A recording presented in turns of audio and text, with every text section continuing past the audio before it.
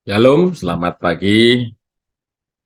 Bersukacita karena Tuhan masih memberikan kesempatan kepada kita semuanya. Kita bisa berdoa pada pagi hari ini. Bapak, Ibu, Saudara, saya akan melanjutkan apa yang saya pahami mengenai berikanlah kami pada hari ini makanan kami yang secukupnya. Kemarin kita sudah bahas mengenai hari ini dan pada saat ini kita akan bahas yang secukupnya.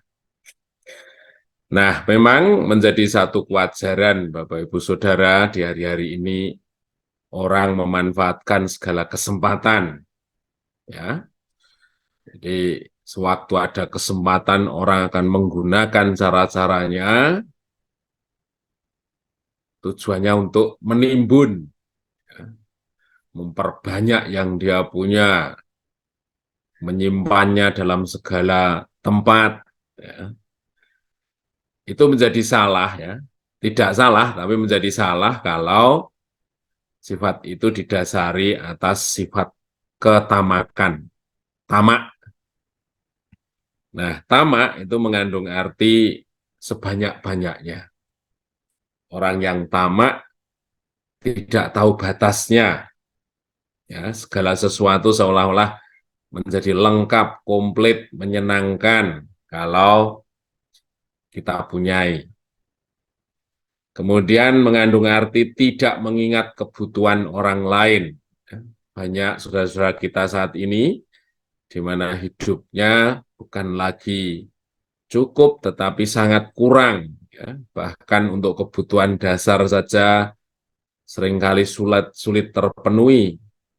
Tapi pada sisi yang lain banyak orang yang berkelimpahan sampai segala sesuatu dia punya dan sifatnya dia tidak diam tetapi terus menimbun untuk dirinya sendiri. Kemudian tamak juga berimplikasi yang kuat akan merampas yang lemah. Ya. Kita melihat ada orang yang tanahnya itu sampai 350.000 hektar. Saya tuh nggak bisa membayangkan bicarane entuk dan gimana ngarape gitu ya. Ada kekayaannya sekian ratus triliun dan mereka merasa tidak akan pernah merasa kaya, selalu pengen tambah. Kemudian tidak memberi kesempatan bagi yang lain. Nah, semuanya itu dari firman kita mendapati bahwa karena orang mendewakan atau berfokus pada diri sendiri, egois. Ya. Nah, kenapa orang bisa bersikap tamak? Kita kenal ada 3 mitos materialistis. Ya, semakin banyak kita punya keyakinan akan semakin bahagia. Kemudian semakin banyak harta, kita semakin aman. Semakin banyak harta, kita semakin berkuasa.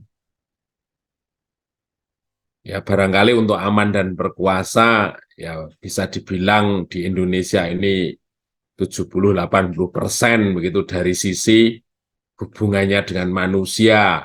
Ya, bahagianya segala sesuatu bisa dibeli. Tapi tentu kalau kita orang yang percaya, belajar mengasihi Tuhan, itu tidak tepat bagi kita. Ya.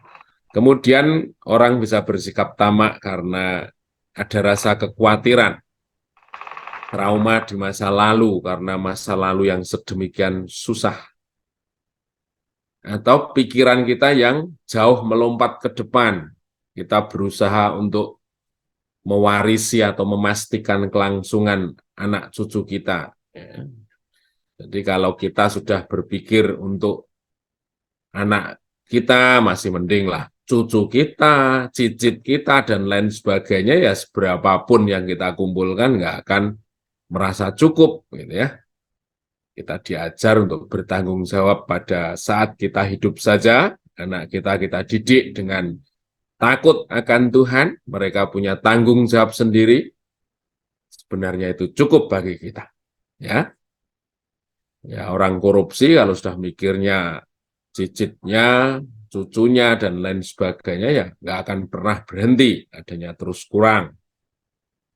Kemudian latar belakang masa lalu, banyak orang yang pendorong hidupnya untuk giat bekerja luar biasa, menginginkan kesuksesan luar biasa karena dulunya direndahkan. Jadi bahkan ada lagu-lagu ya, dulu direndahkan, sekarang ditinggikan, dan lain sebagainya. Jadi orang membalas sakit hatinya dengan aku tidak bisa kamu rendahkan lagi karena aku lebih kaya, lebih mapan, lebih sukses, dan lain sebagainya. Kemudian usaha juga untuk memperoleh pengakuan.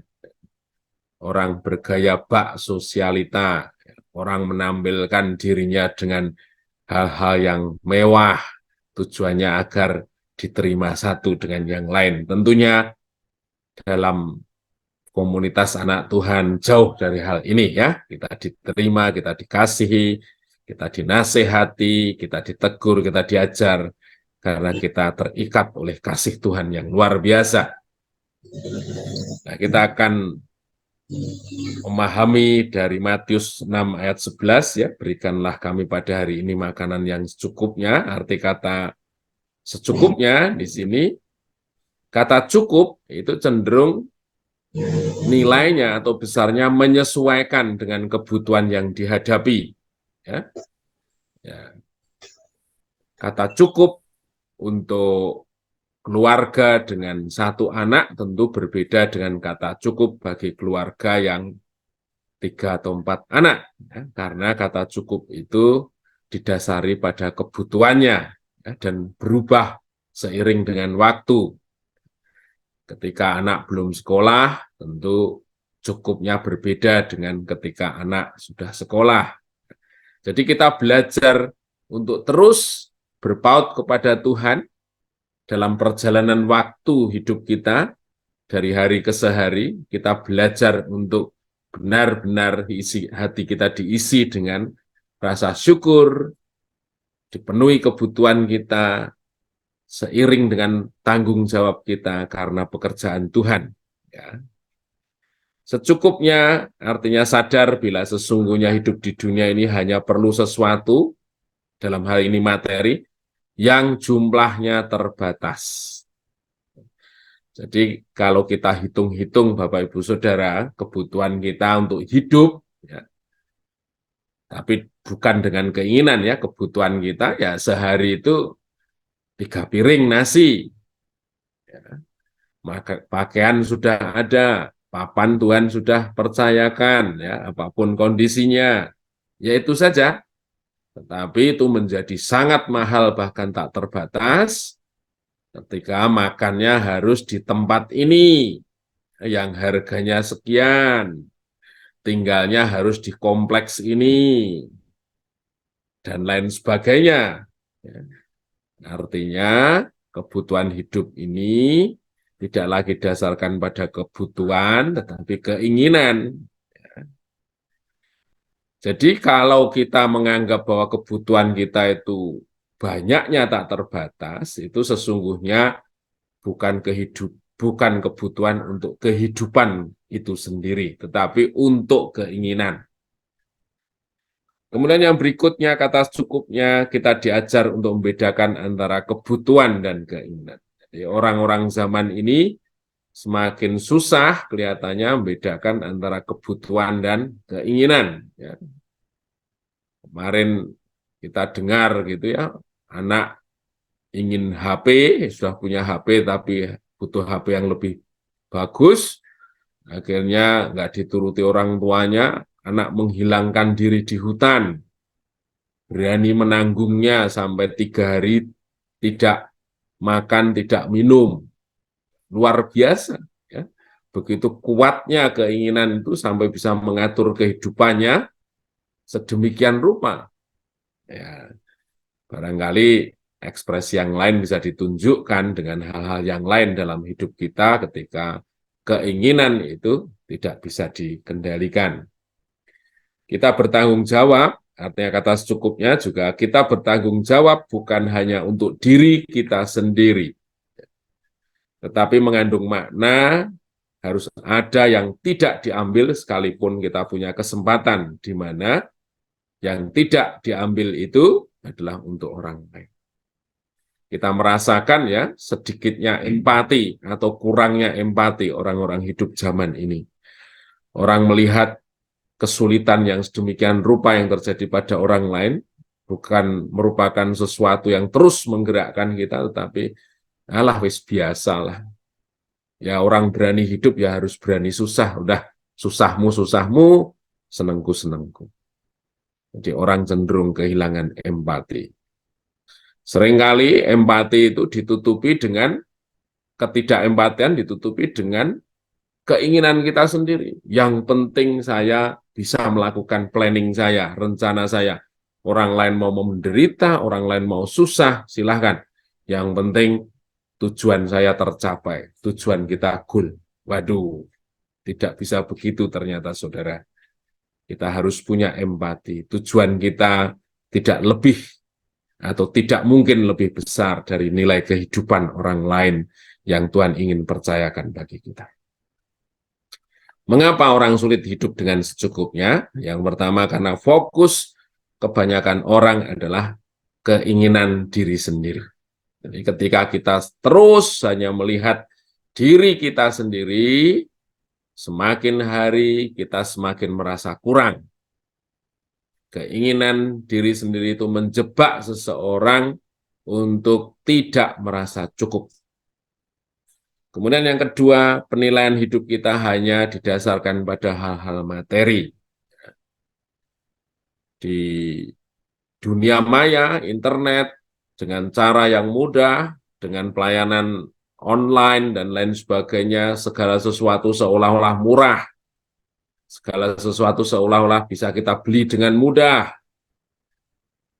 Dan ukuran orang mencapai bahagianya ketika hal-hal itu terpenuhi. Kemudian yang berikutnya adalah dilihat dari ukurannya adalah ukuran kesuksesan orang lain. Media kita adalah media yang tidak sehat.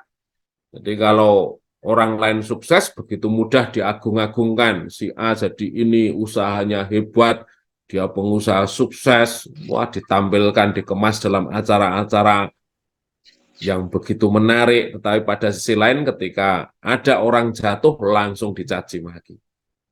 Nah, kita secara tidak langsung karena di depan mata kita ditampilkan media yang demikian, kita juga jadi ikut-ikutan gampang gumunan, gampang merasa tertarik ketika orang lain sukses, kita ikuti cara hidup mereka, yang seringkali itu bertentangan dengan firman Tuhan.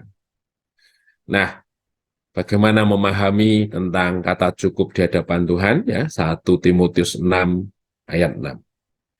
Memang ibadah itu kalau disertai rasa cukup memberi keuntungan besar. Di bahasa Indonesia sehari-hari disingkatan, memang agama memberi keuntungan yang besar kalau orang puas dengan apa yang dipunyainya. Mari Bapak Ibu Saudara, jalan kita sudah panjang dalam melalui hidup ini. Banyak usaha dunia ini untuk membelokkan perhatian kita, yang sesungguhnya memberikan jebakan kepada hidup kita untuk tidak bisa memiliki rasa syukur dan tidak bisa merasakan manfaat yang luar biasa dari ibadah. Tapi di pagi hari ini, firman Tuhan katakan, ibadah itu kalau disertai dengan rasa cukup, faedahnya besar. Ya, jadi rasa cukup itu merupakan satu hal yang mendasari mengapa ibadah bermanfaat dalam hidup. Tanpa rasa cukup, ibadah itu seolah-olah zong, nggak ada gunanya. Karena sesungguhnya ibadah nggak memberikan impact, nggak memberikan pengaruh besar bagi cara pandang hidup kita untuk bisa bersyukur, untuk bisa menikmati berkat-berkat Tuhan, dan dipuaskan oleh karenanya. Terpujilah nama Tuhan, mari kita berdoa.